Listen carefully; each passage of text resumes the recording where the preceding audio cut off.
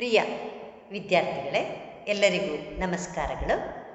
ಈ ದಿನ ನಾವು ಜೆ.ಎಸ್. ಮಿಲ್ರವರ ಪ್ರಾಯೋಗಿಕ ಪದ್ಧತಿಗಳಲ್ಲಿ 4ನೇ ವಿಧಾನವಾದಂತಹ ಸಹಪರಿವರ್ತನಾ ವಿಧಾನ ಎಂಬ ವಿಚಾರದ ಬಗ್ಗೆ ತಿಳ್ಕೊಳ್ಳೋಣ.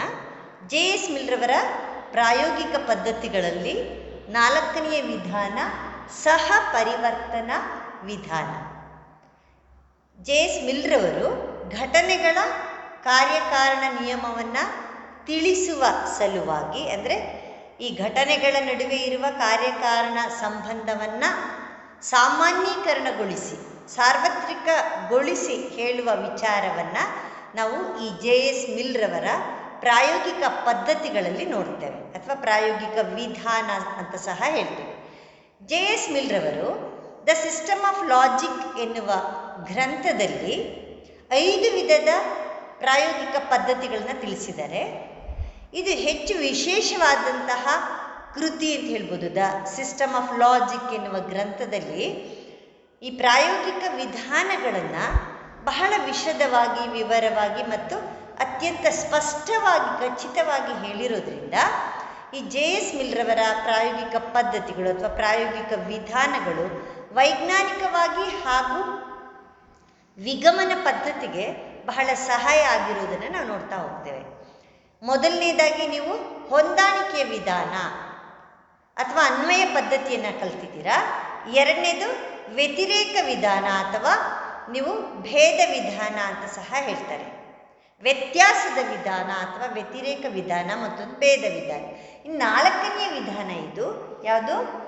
ಸಹ ಪರಿವರ್ತನಾ ವಿಧಾನ.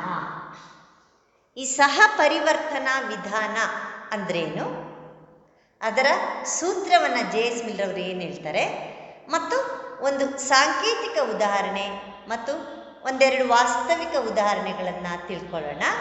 ಅದರ ಜೊತೆಯಲ್ಲಿ ಅದರ ಗುಣದೋಷಗಳನ್ನು ತಿಳಿಯೋದು ಇಂದಿನ ಪಠ್ಯಕ್ರಮ ಆಗಿದೆ. ಹಾಗಾಗಿ ಮೊದಲನೇದಾಗಿ ಈ ಜೆ.ಎಸ್. ಮಿಲ್ರವರು ಹೇಳಿರುವ ಸೂತ್ರ ಏನು ಅಂತ ಹೇಳಿ ನೋಡೋದಾದರೆ, ಈ ಸಹ ಪರಿವರ್ತನಾ ವಿಧಾನ ಅಂತ ಹೇಳ್ತಾರೆ.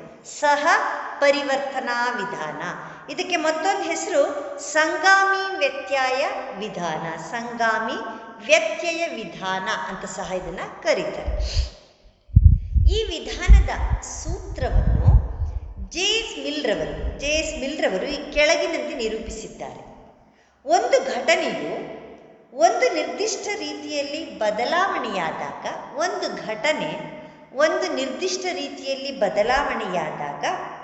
ಮತ್ತೊಂದು ಘಟನೆ ಯಾವುದೇ ರೀತಿಯಲ್ಲಿ ಬದಲಾವಣೆಗೊಂಡರೆ ಆ ಬದಲಾವಣೆಯಾಗುವ ಸನ್ನಿವೇಶವೇ ಆ ಘಟನೆಗೆ ಕಾರಣವಾಗುತ್ತದೆ. ಇದು ಸೂತ್ರ, ಅಂದರೆ ಸಹ ಪರಿವರ್ತನಾ ವಿಧಾನ.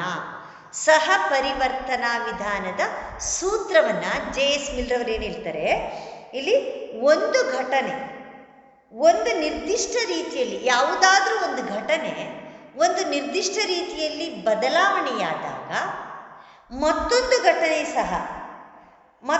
ಘಟನೆಯೂ ಸಹ ಯಾವುದೇ ರೀತಿಯಲ್ಲಿ ಬದಲಾವಣೆಗೊಂಡರೆ ಆ ಬದಲಾವಣೆಗೆ ಕಾರಣ, ಅಂದರೆ ಅಲ್ಲಿನ ಸನ್ನಿವೇಶವೇ ಆ ಘಟನೆಗೆ ಕಾರಣ ಅಂತ ಹೇಳೋದನ್ನು ನಾವು ನೋಡ್ತೇವೆ ಜೆ.ಎಸ್. ಮಿಲ್ರವರು. ವಿದ್ಯಾರ್ಥಿಗಳೇ, ಇಲ್ಲಿ ಸಹ ಪರಿವರ್ತನಾ ಅಂದರೆ ಇಲ್ಲಿ ಒಟ್ಟೊಟ್ಟಿಗೆ, ಸಹ ಅಂದರೆ ಜೊತೆಯಲ್ಲಿ ಪರಿವರ್ತನೆ ಆಗೋದು ಅಂದರೆ ಏನು? ಬದಲಾವಣೆ ಆಗೋದು.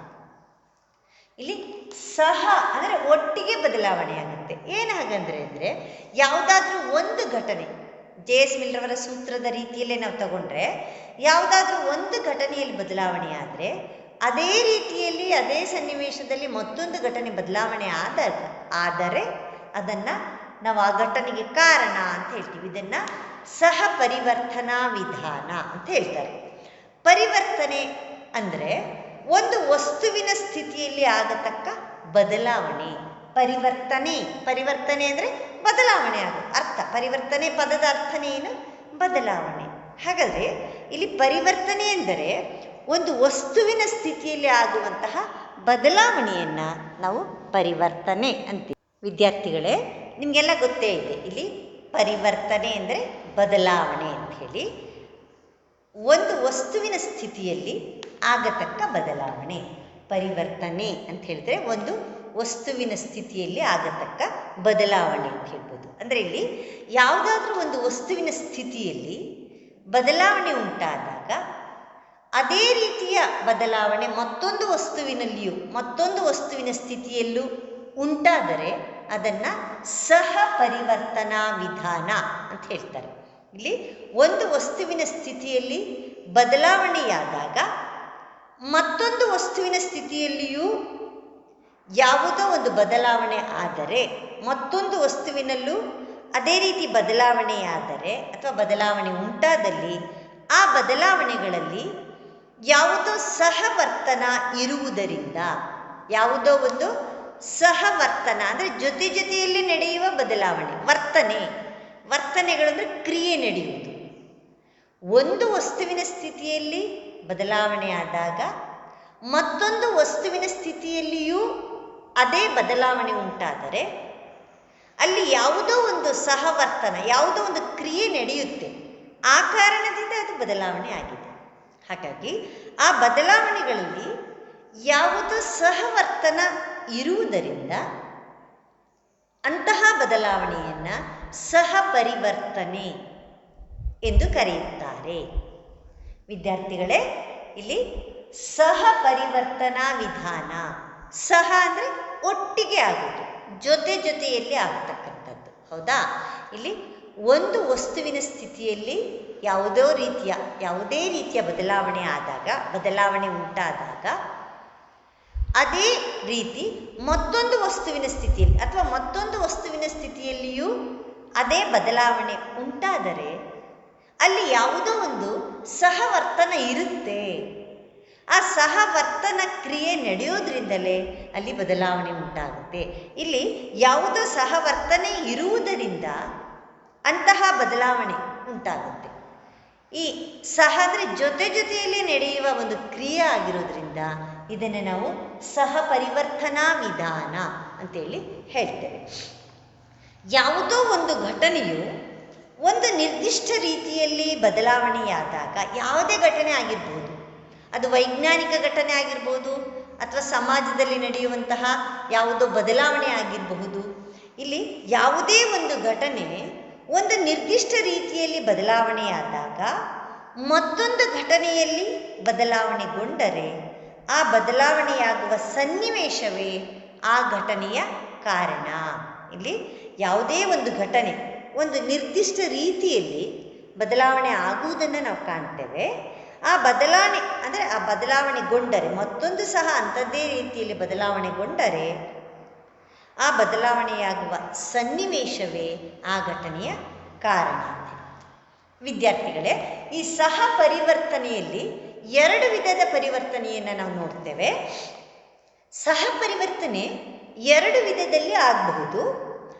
ಒಂದು ಘಟನೆಯ ಸನ್ನಿವೇಶದಲ್ಲಿ ಹೆಚ್ಚಳವಾದರೆ ಮತ್ತೊಂದು ಘಟನೆಯ ಸನ್ನಿವೇಶದಲ್ಲಿಯೂ ಅದೇ ಪ್ರಮಾಣದಲ್ಲಿ ಹೆಚ್ಚಳ ತೋರಿದರೆ ಅದನ್ನು ನೇರ ಪರಿವರ್ತನೆ ಅಂತ ಹೇಳ್ತಾರೆ. ಯಾವುದಾದ್ರೂ ಒಂದು ಘಟನೆ, ನಿಮಗೆ ವಾಸ್ತವಿಕ ಉದಾಹರಣೆ ಹೇಳ್ತೀನಿ, ಅವಾಗ ಗೊತ್ತಾಗುತ್ತೆ.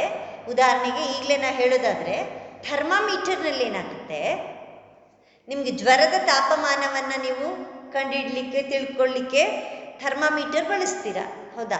ಥರ್ಮಾಮೀಟರ್ನಲ್ಲಿ ನಮ್ಮ ಜ್ವರದ ಶಾಖ ಹೆಚ್ಚಾದಷ್ಟು ಥರ್ಮಾಮೀಟರ್ನಲ್ಲಿರುವ ಪಾದರಸದ ಪ್ರಮಾಣ ಹೆಚ್ಚಾಗ್ತಾ ಹೋಗುತ್ತೆ.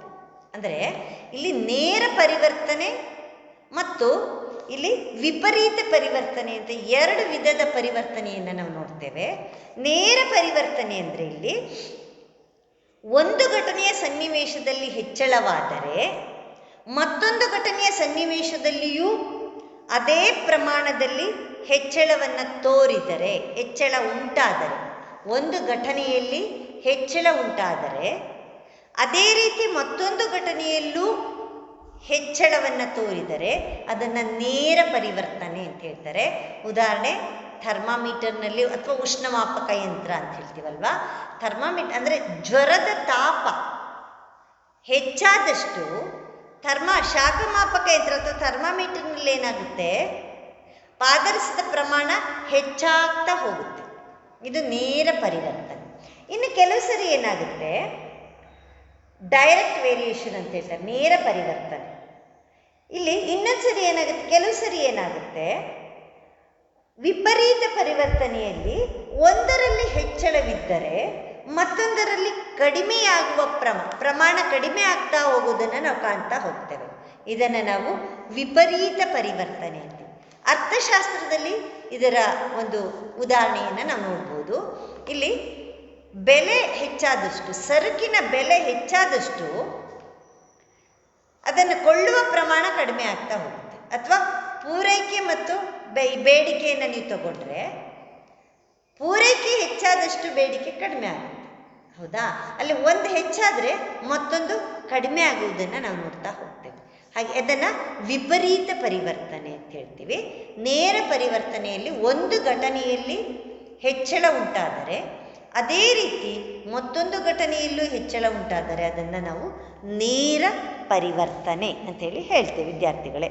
ಇನ್ನು ಸಾಂಕೇತಿಕ ಉದಾಹರಣೆಗೆ ಬರೋದಾದರೆ, ಸಹ ಪರಿವರ್ತನೆ ಅಂದರೆ ಏನಾಯಿತು, ಇಲ್ಲಿ ಟೈಟ್ಲ್ ಸೂತ್ರ ಹೇಳೋದು ಏನು ಹೇಳ್ತಾರೆ, JS ಮಿಲ್ರವರು, ಒಂದು ಘಟನೆಯ ಒಂದು ನಿರ್ದಿಷ್ಟ ರೀತಿಯಲ್ಲಿ ಬದಲಾವಣೆಯಾದಾಗ ಮತ್ತೊಂದು ಘಟನೆಯು ಅದೇ ರೀತಿಯಲ್ಲಿ ಬದಲಾವಣೆಯನ್ನು ಉಂಟು ಮಾಡಿದರೆ ಆ ಬದಲಾವಣೆ ಉಂಟಾಗುವ ಸನ್ನಿವೇಶವು ಆ ಘಟನೆಯ ಕಾರಣವಾಗಿರುತ್ತೆ. ಇಲ್ಲಿ ಸಾಂಕೇತಿಕ ಉದಾಹರಣೆ ನೋಡೋದಾದರೆ ನಿಮಗೆ ಸಾಂಕೇತಿಕ ಉದಾಹರಣೆ ಗೊತ್ತಾಗುತ್ತೆ. ಇಲ್ಲಿ ಪೂರ್ವಾಂಗ ಮತ್ತು ಉತ್ತರಾಂಗ, ಉತ್ತರಾಂಗವನ್ನು ನೀವು ನೋಡಿದ್ರೆ A1 BC ಇದೆ ಪೂರ್ವಾಂಗದಲ್ಲಿ, A2 ಮತ್ತು BC ಇದೆ, A3 ಮತ್ತು BCಯನ್ನು ನೋಡ್ತೇವೆ. ಹಾಗೆ ಇಲ್ಲಿ P1 ಉತ್ತರಾಂಗಕ್ಕೆ ನಾವು ಬಂದಾಗ P1 QR ಇದೆ, P2 ಮತ್ತು QR ಇದೆ, P3 ಮತ್ತು QR ಇದೆ. ನೋಡಿ ಇಲ್ಲೇನಾಗಿದೆ, ಈ ಸಾಂಕೇತಿಕ ಸಿಂಬಾಲಿಕ್ ಎಕ್ಸಾಂಪಲ್ ಅಂತ ಹೇಳ್ತಾರಲ್ವ, ಈ ಸಾಂಕೇತಿಕ ಉದಾಹರಣೆಯಲ್ಲಿ ಏನಲ್ಲಿ A1 A2 A3 ಹೆಚ್ಚಾದ ಹಾಗೆ ಇಲ್ಲಿ ಸಹ ಏನಾಗಿದೆ, ಪಿನಲ್ಲಿ ಸಹ ಹೆಚ್ಚಳ ಆಗಿರುವುದನ್ನು ನಾವು ನೋಡ್ತೇವೆ. P1 P2 ಮತ್ತು P3 ವಿದ್ಯಾರ್ಥಿಗಳೇ, ಹೌದಾ? ನೋಡು, ಏನಲ್ಲಿ ಹೆಚ್ಚಳ ಆದ ಹಾಗೇನೆ ಪಿನಲ್ಲಿ ಸಹ ಹೆಚ್ಚಳ ಆಗಿದೆ. ಎ ಹೇಗೆ ಬದಲಾವಣೆಯನ್ನು ಹೊಂದಿದೆಯೋ ಅದೇ ರೀತಿಯಲ್ಲಿ ಪಿ ಸಹ ಬದಲಾವಣೆಯನ್ನು ಹೊಂದಿರುವುದನ್ನು ನಾವು ನೋಡ್ತೇವೆ. ದೇರ್ಫೋರ್ ಏನಾಗುತ್ತೆ, ಎಯು ಪಿಯ ಕಾರಣವಾಗುತ್ತದೆ. ದೇರ್ಫೋರ್ ಎಯು ಪಿನ ಕಾರಣವಾಗಿದೆ.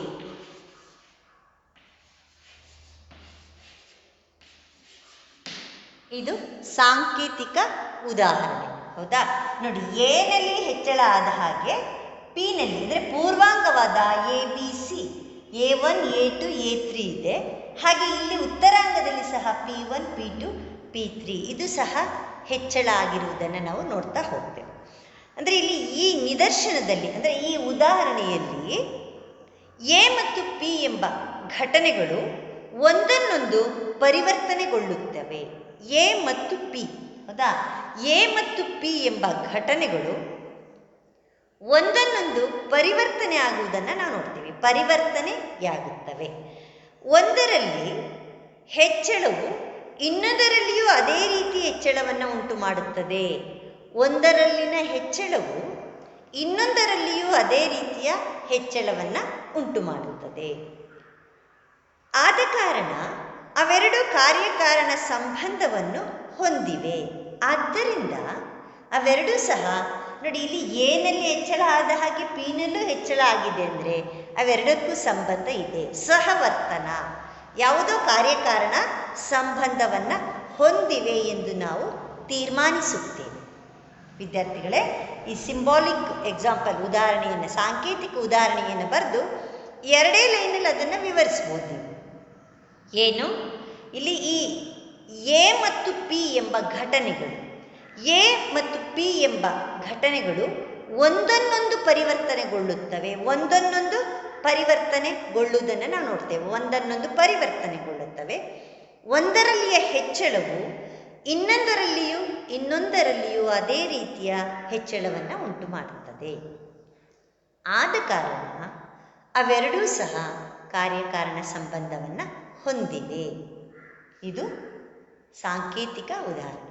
ಇನ್ನು ವಾಸ್ತವಿಕ ಉದಾಹರಣೆಗೆ ಬರುವುದಾದರೆ, ಥರ್ಮಾಮೀಟರ್ನ ಪಾದರಸವು ಅದರ ಉಷ್ಣತೆಯು ಹೆಚ್ಚಾದಂತೆಲ್ಲ, ಥರ್ಮಾಮೀಟರ್ನ ಅಥವಾ ಉಷ್ಣಮಾಪಕ ಯಂತ್ರದ ಥರ್ಮಾಮೀಟರ್ನ ಪಾದರಸವು ಉಷ್ಣತೆಯು ಹೆಚ್ಚಾದಂತೆಲ್ಲ ಪಾದರಸದ ಮಟ್ಟವು ಹೆಚ್ಚಾಗುತ್ತದೆ.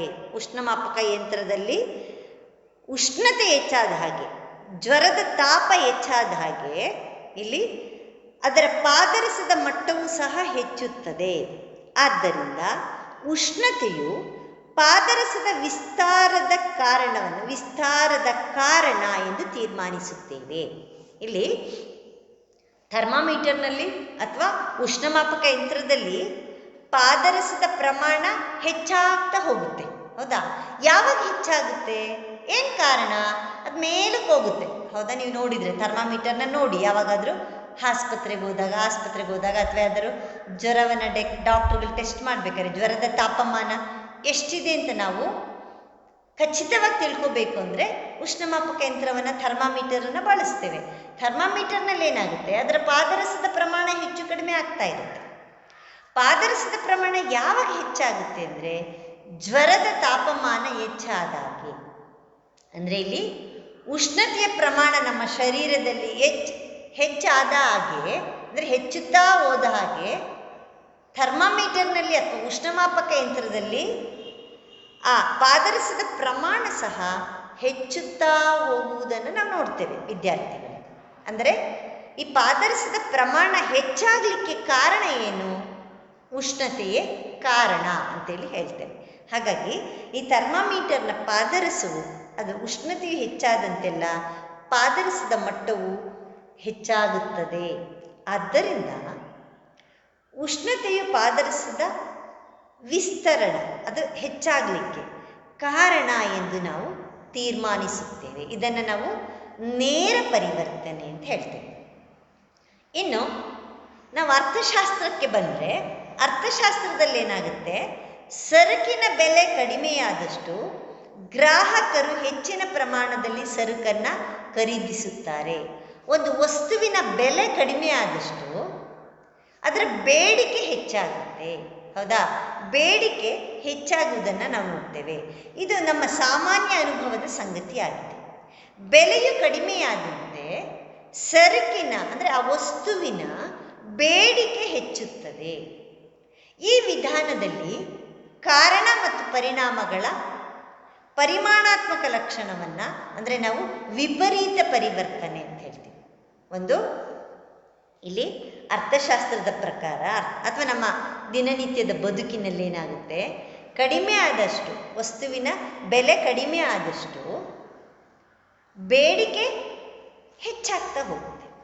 ಅಂದರೆ ಒಂದು ಕಡಿಮೆ ಆದರೆ ಮತ್ತೊಂದು ಹೆಚ್ಚಾಗುವುದನ್ನು ನೋಡ್ತೇವೆ. ಅಂದರೆ ಒಂದು ವಸ್ತುವಿನ ಬೆಲೆ ಕಡಿಮೆ ಆದಷ್ಟು ಬೇಡಿಕೆ ಹೆಚ್ಚಾಗುವುದನ್ನು ನಾವು, ಒಂದರಲ್ಲಿ ಹೆಚ್ಚಾದರೆ ಮತ್ತೊಂದರಲ್ಲಿ ಕಡಿಮೆ ಆಗುತ್ತೆ. ಹೌದಾ? ಅಂದರೆ ಬೆಲೆ ಕಡಿಮೆ ಆದಷ್ಟು ಬೇಡಿಕೆ ಹೆಚ್ಚಾಗುತ್ತೆ. ಇದನ್ನು ನಾವು ವಿಪರೀತ ಪರಿವರ್ತನೆ, ಒಟ್ಟು ಬದಲಾವಣೆ ಆಗುವುದನ್ನು ನಾವು ನೋಡ್ತೇವೆ. ಇದು ವಾಸ್ತವಿಕ ಉದಾಹರಣೆ ವಿದ್ಯಾರ್ಥಿಗಳು. ಇನ್ನು ಸಹಪರಿವರ್ತನಾ ವಿಧಾನದ ಗುಣಗಳ ಬಗ್ಗೆ, ಗುಣಗಳು ಮತ್ತು ದೋಷಗಳನ್ನು ನೀವು ತಿಳಿಬೇಕಾಗುತ್ತೆ. ಈ ವಿಧಾನವು ಪರಿಮಾಣಾತ್ಮಕವಾಗಿರುವುದರಿಂದ ಕಾರ್ಯಕಾರಣ ಸಂಬಂಧವನ್ನು ರೇಖಾಚಿತ್ರ ಅಥವಾ ನಕ್ಷೆಯ ಮೂಲಕ ಸಹ ನಿರೂಪಿಸಲು ಸಾಧ್ಯವಾಗುತ್ತೆ. ಇದನ್ನು ಪ್ರಮಾಣದ ದೃಷ್ಟಿಯಿಂದ ನಾವು ಇದನ್ನು ಗಮನಿಸೋದ್ರಿಂದ ಒಂದರಲ್ಲಿ ಹೆಚ್ಚಾದರೆ ಇನ್ನೊಂದರಲ್ಲಿ ಕಡಿಮೆ ಆಗುತ್ತೆ, ಅಥವಾ ಒಂದರಲ್ಲಿ ಹೆಚ್ಚಳ ಆದ ಹಾಗೆ ಮತ್ತೊಂದರಲ್ಲೂ ಹೆಚ್ಚಾಗುತ್ತೆ ಅಂಥೇಳಿ ಅದರ ಪ್ರಮಾಣವನ್ನು ನಾವು ಗಮನಿಸೋದ್ರಿಂದ, ಪ್ರಮಾಣಾತ್ಮಕ ಅಥವಾ ಪರಿಮಾಣಾತ್ಮಕ ದೃಷ್ಟಿಯಿಂದ ನಾವು ನೋಡೋದ್ರಿಂದ ಇದನ್ನು ನಾವು ರೇಖಾಚಿತ್ರದ ಮೂಲಕ ಅಥವಾ ಒಂದು ನಕ್ಷೆಯ ಮೂಲಕ ಸುಲಭವಾಗಿ ನಿರೂಪಿಸೋದಕ್ಕೆ ಸಾಧ್ಯ ಆಗುತ್ತೆ. ಇದು ಒಂದು ಪ್ರಮುಖವಾದ ಗುಣ ಅಂತ ಹೇಳ್ಬೋದು. ನಿಖರವಾದ ಅಳತೆ ಅಥವಾ ಮಾಪನವನ್ನು ಮಾಡಲು ಸಾಧ್ಯವಿಲ್ಲದ ಘಟನೆಗಳಿಗೂ ಕೂಡ ಈ ವಿಧಾನವನ್ನು ಅನ್ವಯಿಸಬಹುದು.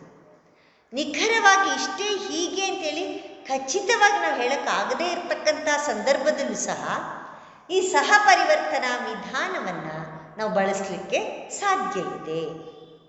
ಕಾರಣ ಮತ್ತು ಕಾರ್ಯಗಳ ನಡುವೆ ಪ್ರಮಾಣಾತ್ಮಕವಾಗಿ ಪರಸ್ಪರ ಸಂಬಂಧವನ್ನು ಖಚಿತಪಡಿಸಿಕೊಳ್ಳಲು ಇದು ನೆರವಾಗುತ್ತದೆ. ಅದರ ಪ್ರಮಾಣ ನಾನು ಹೇಳಿದ್ನಲ್ಲ, ಥರ್ಮಾಮೀಟರ್ನಲ್ಲಿ ಉಷ್ಣತೆಯ ಪ್ರಮಾಣ ಹೆಚ್ಚಾದಾಗೆ ಪಾದರಸದ ಪ್ರಮಾಣ ಸಹ ಹೆಚ್ಚಾಗ್ತಾ ಹೋಗುತ್ತೆ.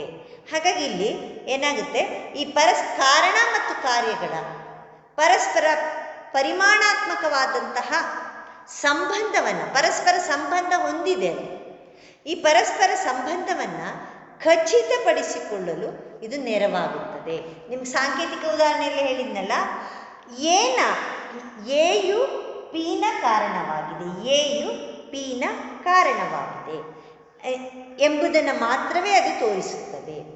ಏನ ಎಷ್ಟು ಪ್ರಮಾಣ ಒಂದು ನಿರ್ದಿಷ್ಟ ಪ್ರಮಾಣದ ಪಿಯನ್ನು ಉತ್ಪಾದಿಸಲು ಅವಶ್ಯಕವೆಂಬುದನ್ನು ನೋಡಿ. ಇಲ್ಲಿ A1 A2 A3 ಹೇಗೋ ಹಾಗೆ ಅದೇ ಪ್ರಮಾಣದಲ್ಲಿ P1 P2 P3 ಈ ಘಟನೆಯಲ್ಲಿ ಪೂರ್ವಾಂಗದಲ್ಲಿ ಒಂದು ಘಟನೆಯಲ್ಲಿ ಹೆಚ್ಚಳ ಉಂಟಾದರೆ ಅದೇ ರೀತಿಯಲ್ಲಿ ಮತ್ತೊಂದು ಘಟನೆಯಲ್ಲೂ ಹೆಚ್ಚಳ ಉಂಟಾಗಿರುವುದನ್ನು ನಾವು ನೋಡ್ತಾ ಹೋಗ್ತೇವೆ. ಘಟನೆಗಳನ್ನು ಮಾಪನ ಮಾಡುವ ಶಾಸ್ತ್ರಗಳಿಗೆ ಈ ವಿಧಾನವು ಬಹು ಮಹತ್ವದ್ದಾಗಿದೆ. ಘಟನೆಗಳನ್ನು ನಾವು ಮಾಪನ ಮಾಡೋದು, ಅಳತೆ ಮಾಡೋದು, ಅದರ ಪ್ರಮಾಣವನ್ನು ಕಂಡುಹಿಡಿಯುವಂತಹ ಸಂದರ್ಭದಲ್ಲಿ ಪ್ರಮಾಣಾತ್ಮಕವಾಗಿ ಈ ವಿಧಾನ ನಮ್ಮ ನಿತ್ಯ ಜೀವನದಲ್ಲಿ ಹೆಚ್ಚು ಉಪಯುಕ್ತವಾದದ್ದು ಅಂತ ಹೇಳ್ಬೋದು. ಉದಾಹರಣೆಗೆ ಅರ್ಥಶಾಸ್ತ್ರದಲ್ಲಿ ನೀವು ಸಹ ಪರಿವರ್ತನಾ ವಿಧಾನವನ್ನು ನೋಡ್ತೀರಾ, ಅಥವಾ ವೈದ್ಯಕೀಯ ಕ್ಷೇತ್ರದಲ್ಲಿ ನೋಡ್ತೀರಾ. ಹೀಗೆ ಬೇರೆ ಬೇರೆ ಕ್ಷೇತ್ರದಲ್ಲಿ ಅಥವಾ ನಮ್ಮ ದಿನನಿತ್ಯದ ಬದುಕಿನಲ್ಲಿ ಈ ಸಹ ಪರಿವರ್ತನಾ ವಿಧಾನವನ್ನು, ಅಂದರೆ ಸಹ ಪರಿವರ್ತನೆ ಅಂದರೆ ಬದಲಾವಣೆ, ಆ ಬದಲಾವಣೆಯನ್ನು ಎಲ್ಲ ಸಂದರ್ಭದಲ್ಲಿಯೂ ನಮ್ಮ ದಿನನಿತ್ಯದ ಬದುಕಿನಲ್ಲಿ ನಾವು ನೋಡ್ತಾ ಹೋಗ್ತೇವೆ.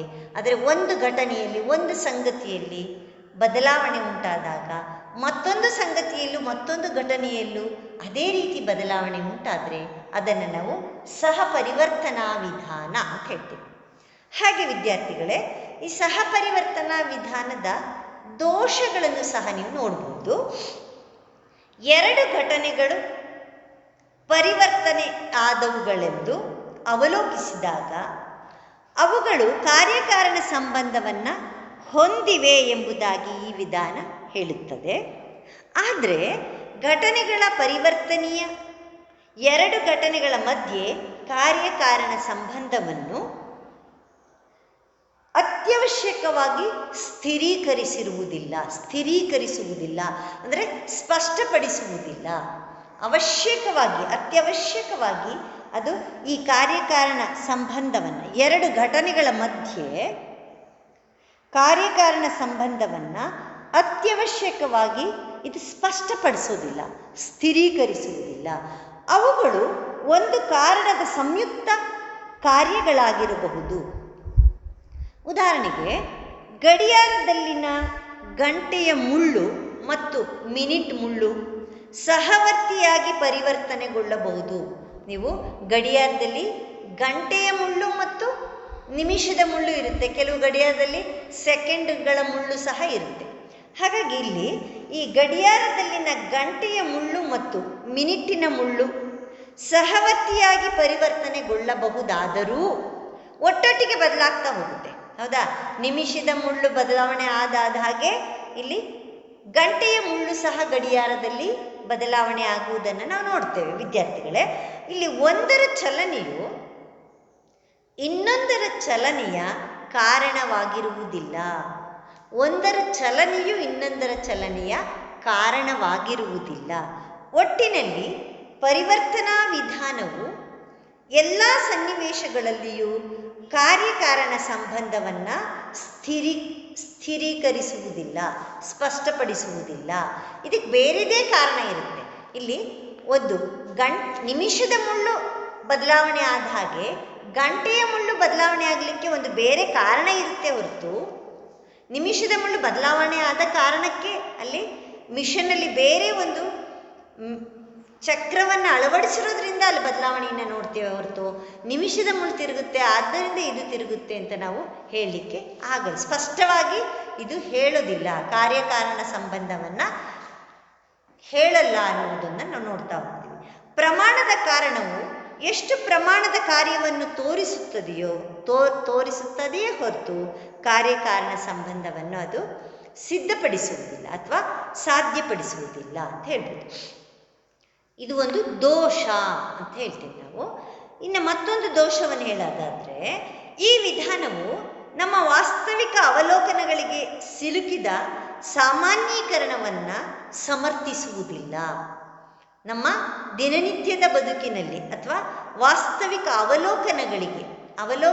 ನಾವು ಅವಲೋಕಿಸಿದಂಥ ಸಂಗತಿಗಳನ್ನು ಸಾಮಾನ್ಯೀಕರಣಗೊಳಿಸುವುದು ವಿಗಮನದ ಉದ್ದೇಶ. ನಿಮಗೆ ಗೊತ್ತಿದೆ, ನಾವು ನಮ್ಮ ಅನುಭವ ಕ್ಷೇತ್ರದಲ್ಲಿನ ವಿಶಿಷ್ಟ ಪ್ರತ್ಯೇಕ ಸಂಗತಿಗಳನ್ನು ಅವಲೋಕಿಸಿ ನಿಸರ್ಗದ ಏಕಪ್ರಕಾರ ನಿಯಮ, ಕಾರ್ಯಕಾರಣ ನಿಯಮಗಳಿಗೆ ಅನುಗುಣವಾಗಿ ಒಂದು ಸಾಮಾನ್ಯೀಕರಣ ಅಥವಾ ಒಂದು ಸಾರ್ವತ್ರಿಕ ಸತ್ಯವನ್ನು ತಲುಪುತ್ತೇವೆ.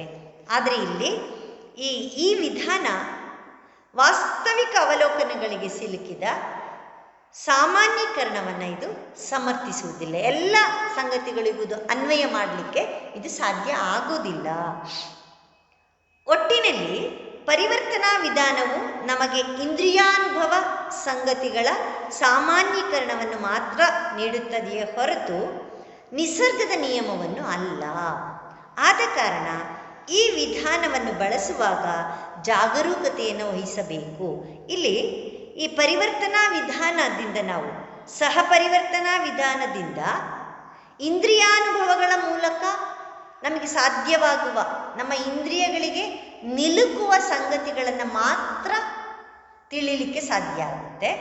ಆದರೆ ಪ್ರಕೃತಿಯ ಅಥವಾ ಸಮಾಜದಲ್ಲಿ ನಡೆಯುವ ಎಷ್ಟೋ ಘಟನೆಗಳನ್ನು ನಾವು ಈ ಸಹಪರಿವರ್ತನಾ ವಿಧಾನದ ಮೂಲಕ ತಿಳಿಲಿಕ್ಕೆ ಸಾಧ್ಯ ಆಗೋಲ್ಲ ವಿದ್ಯಾರ್ಥಿಗಳೇ. ಇದಿಷ್ಟನ್ನು ನಾವು ಸಹಪರಿವರ್ತನಾ ವಿಧಾನ ಅಂತ ಹೇಳ್ತೇವೆ. JS ಮಿಲ್ರವರು 5 ವಿಧಾನ ಹೇಳಿರುವುದನ್ನು ನೀವು ತಿಳ್ಕೊಂಡಿದ್ರೆ, ಅದರಲ್ಲಿ ಇದನ್ನು ನಾವು ಸಹಪರಿವರ್ತನಾ ವಿಧಾನವನ್ನು 4ನೆಯ ವಿಧಾನ ಅಂತ ಹೇಳ್ಬೋದು. 4ನೆಯ ವಿಧಾನದಲ್ಲಿ ಸಹಪರಿವರ್ತನಾ ವಿಧಾನ ಅಂದರೆ ಏನು ಅಂತ ನೀವು ತಿಳ್ಕೊಂಡ್ರಿ. ಪರಿವರ್ತನೆ ಅಂದರೆ ವಸ್ತುವಿನ ಸ್ಥಿತಿಯಲ್ಲಿ ಆಗತಕ್ಕ ಬದಲಾವಣೆ, ಆಗುವ ಒಂದು ಬದಲಾವಣೆ. ಇಲ್ಲಿ ಸಹಪರಿವರ್ತನಾ ಎಂದರೆ ಒಂದು ವಸ್ತುವಿನ ಸ್ಥಿತಿಯಲ್ಲಿ ಬದಲಾವಣೆಯಾದರೆ ಅದೇ ರೀತಿ ಮತ್ತೊಂದು ವಸ್ತುವಿನ ಸ್ಥಿತಿಯಲ್ಲೂ ಬದಲಾವಣೆ ಉಂಟಾದಾಗ ಅದನ್ನು ನಾವು ಸಹಪರಿವರ್ತನಾ ವಿಧಾನ. ಸಹ ಅಂದರೆ ಒಟ್ಟೊಟ್ಟಿಗೆ ಜೊತೆಯಲ್ಲಿ ಬದಲಾವಣೆ ಆಗುವುದನ್ನು ನಾವು ನೋಡ್ತಾ ಹೋಗ್ತೇವೆ. ಉದಾಹರಣೆಗೆ ನಾವು ವಾಸ್ತವಿಕ ಉದಾಹರಣೆ ಥರ್ಮಾಮೀಟರ್ದು ಒಂದು ಕೊಟ್ಟಿದ್ದೇನೆ. ಥರ್ಮಾಮೀಟರ್, ನಮ್ಮ ಜ್ವರದ ತಾಪಮಾನ ಹೆಚ್ಚಾದ ಹಾಗೆ ಥರ್ಮಾಮೀಟರ್ನಲ್ಲಿರುವ ಪಾದರಸದ ಪ್ರಮಾಣ ಹೆಚ್ಚುತ್ತಾ ಹೋಗುತ್ತದೆ. ಅದೇ ರೀತಿ ನಾವು ಬದಲಾವಣೆ ಆಗೋದನ್ನು, ಅಂದರೆ ಹೆಚ್ಚಾದರೂ ಆಗ್ಬೋದು, ಬದಲಾವಣೆ ಕಡಿಮೆನಾದರೂ ಆಗ್ಬೋದು. ವಸ್ತುವಿನ ಬೆಲೆ ಕಡಿಮೆ ಆದಷ್ಟು ಅದರ ಬೇಡಿಕೆ ಹೆಚ್ಚಾಗುತ್ತೆ. ವಸ್ತುವಿನ ಬೆಲೆ ಕಡಿಮೆ ಆದಷ್ಟು ಅದರ ಬೇಡಿಕೆ ಹೆಚ್ಚಾಗುವುದನ್ನು ನಾವು ಅರ್ಥಶಾಸ್ತ್ರದಲ್ಲಿ ಕಾಣ್ತೇವೆ. ಹೀಗೆ ಅನೇಕ ಗುಣಗಳು ಇದೆ ಮತ್ತು ದೋಷಗಳು, ಅನೇಕ ಪ್ರಯೋಜನ ಸಹ ಇದೆ ಮತ್ತು ದೋಷಗಳು ಇರುವುದನ್ನು ನಾವು ನೋಡ್ತೇವೆ. ಹೀಗೆ ವಿದ್ಯಾರ್ಥಿಗಳೇ, ಇಲ್ಲಿ ಸಹಪರಿವರ್ತನಾ ವಿಧಾನವನ್ನು ನಿರೂಪಿಸಿ ಎಂದು 10 ಅಂಕಗಳ ಪ್ರಶ್ನೆಯನ್ನು ಕೇಳ್ತಾರೆ. ನೀವು ಅದರ ಒಂದು ಸೂತ್ರವನ್ನು ಬರೆದು, JS ಮಿಲ್ ಹೇಳಿರುವ ಸೂತ್ರವನ್ನು, ಅದರ ಡೆಫಿನೇಷನನ್ನು ಹೇಳಿ ನಂತರ ಒಂದು ಸಾಂಕೇತಿಕ ಉದಾಹರಣೆಯನ್ನು ಬರಿಬೇಕಾಗುತ್ತೆ. ಸಾಂಕೇತಿಕ ಉದಾಹರಣೆ ಮತ್ತು ವಾಸ್ತವಿಕ ಉದಾಹರಣೆ ಬರೆದು ಅದರ ಗುಣ ದೋಷಗಳನ್ನು ತಿಳಿಸಿ ಅಂತ ಬರೀ ಇದನ್ನು ವಿವರಿಸಿ ಅಂಥೇಳಿ 5 ಅಂಕದ ಪ್ರಶ್ನೆಯನ್ನು ಸಹ ಕೇಳ್ತಾರೆ. ಅಥವಾ ಟಿಪ್ಪಣಿಗಳಿಗೂ ಸಹ ಸಹಪರಿವರ್ತನಾ ವಿಧಾನವನ್ನು ನಿರೂಪಿಸಿ ಅಂತೇಳಿ ಕೇಳುವುದನ್ನು ನಾವು ನೋಡ್ತಾ ಹೋಗ್ತೇವೆ. ಹೀಗೆ JS ಮಿಲ್ರವರು ಘಟನೆಗಳ, ಅಂದರೆ ವಿಗಮನದ ಉದ್ದೇಶ ಅಥವಾ ವಿಜ್ಞಾನದ ಉದ್ದೇಶ ಏನಪ್ಪ ಅಂತ ಹೇಳಿದರೆ, ಪ್ರಕೃತಿಯಲ್ಲಿ ಅಥವಾ ನಮ್ಮ ಸುತ್ತಮುತ್ತಲೂ ನಡೆಯುವ ಘಟನೆಗಳ ಅನೇಕ ಕಾರಣಗಳಿಗೆ ಕಾರ್ಯವನ್ನು ಅಥವಾ ಕಾರಣಗಳಿಂದ ಕಾರ್ಯವನ್ನು ಕಂಡುಹಿಡಿಯಬೇಕು ಅಥವಾ ತಿಳಿಬೇಕು, ಕಾರ್ಯಕಾರಣ ಸಂಬಂಧಗಳನ್ನು ತಿಳಿಬೇಕು ಎನ್ನುವುದು ವಿಜ್ಞಾನದ ವಿಗಮನದ ಉದ್ದೇಶ ಅಥವಾ ಧ್ಯೇಯ ಆಗಿದೆ. ಆ ಧ್ಯೇಯವನ್ನು ಸಾಧಿಸಲಿಕ್ಕಾಗಿ ಬೇರೆ ಬೇರೆ ರೀತಿಯ ಪ್ರಯತ್ನವನ್ನು ಅನೇಕ ತರ್ಕಶಾಸ್ತ್ರಜ್ಞರು ಮಾಡಿದ್ದಾರೆ. ಆ ಪ್ರಯತ್ನವನ್ನು JS ಮಿಲ್ರವರು ಸಹ ಮಾಡಿರೋದ್ರಿಂದ ಈ 5 ವಿಧಾನಗಳನ್ನು ಹೇಳಿರುವುದನ್ನು ನಾವು ನೋಡ್ತೇವೆ. ಮುಂದೆ ನಾವು ಮುಂದಿನ ತರಗತಿಯಲ್ಲಿ JS ಮಿಲ್ರವರ ಮತ್ತೊಂದು ವಿಧಾನವನ್ನು, ಅಂದರೆ ಶೇಷ ವಿಧಾನ ಅಥವಾ ಅವಿಶಿಷ್ಟ ಪದ್ಧತಿ ಅಂತ ಹೇಳ್ತಾರೆ ಅದಕ್ಕೆ, ಅಥವಾ ವ್ಯವಕಲನ ಫಲಗಳ ವಿಧಾನ ಅಂತ ಹೇಳ್ತಾರೆ, ಅದನ್ನೆಲ್ಲ ನಾವು ಮುಂದಿನ ತರಗತಿಯಲ್ಲಿ ಗಮನಿಸೋಣ ವಿದ್ಯಾರ್ಥಿಗಳೇ. ಎಲ್ಲರಿಗೂ ಧನ್ಯವಾದಗಳು.